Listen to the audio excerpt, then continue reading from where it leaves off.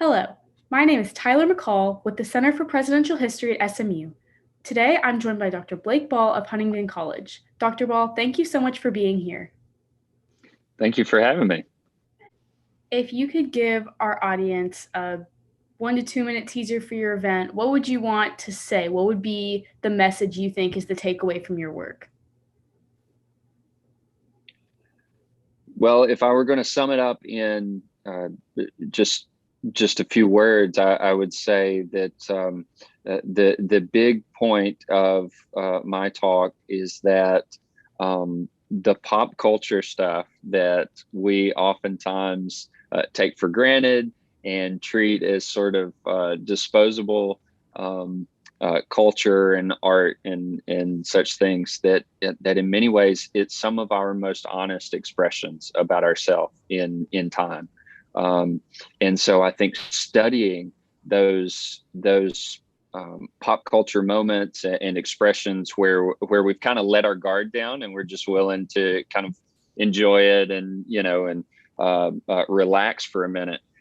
Those are the places where we're revealing a lot of the emotions of history that sometimes get lost in government documents or archival holdings. And so I think I'm going to try and make the case that pop culture is an extremely important part of American history and understanding who we were in our past.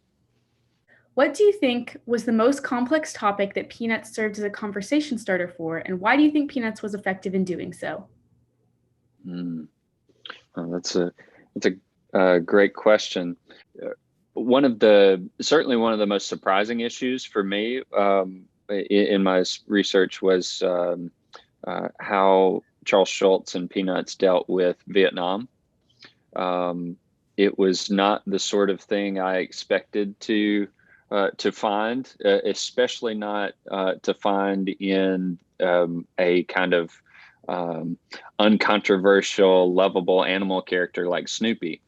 And I think one of the key reasons that Peanuts was so effective at talking about the Vietnam War at a time when it was really a touchy subject was because one, Charles Schulz could identify with the conflict on a sort of personal level as someone who himself had been drafted and had been sent off into World War II and experienced that dislocation and that loneliness firsthand. And then two, because he wasn't really taking sides on the politics of the thing. It was really Charles Schulz's version of the Vietnam War was really more of an emotional experience. And so in that way, I think people from different perspectives on the conflict could relate.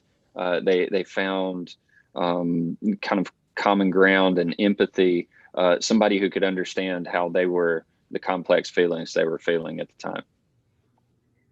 Very interesting. Well, Dr. Ball, thank you so much for joining me today, and we look forward to seeing you on October 7th at 6 o'clock p.m.